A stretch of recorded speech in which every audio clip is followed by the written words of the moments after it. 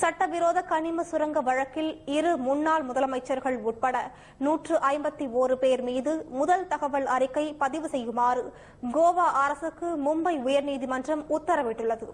சட்டவிரோதமாக கனிமங்களை வெட்டி எடுத்த விவகாரத்தில் மாநில அரசுக்கு 35,000 கோடி ரூபாய் இழப்பு ஏற்பட்டுள்ளதாக தாக்கல் செய்யப்பட்ட வழக்கில் இந்த உத்தரவு பிறப்பிக்கப்பட்டுள்ளது.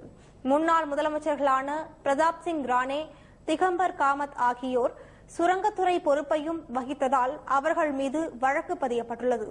அதுடன் முன்னாள் உள்துறை அமைச்சரான ரவி நாயக்கின் மகன் ராய் மீதும் எஃப்ஐஆர் பதிவு செய்ய உத்தரவிடப்பட்டுள்ளது. அவர் ஏற்கனவே போதை மருந்து வழக்கு நிலுவையில் இருப்பது குறிப்பிடத்தக்கது. அவர்களை தவிர சுரங்க தொழிலில் இருக்கும் சுமார் 100 நிறுவனங்கள் மீதுள்ள வழக்கில் உடனடி நடவடிக்கை எடுக்குமாறு நீதிமன்றம் ஆணையிட்டுள்ளது.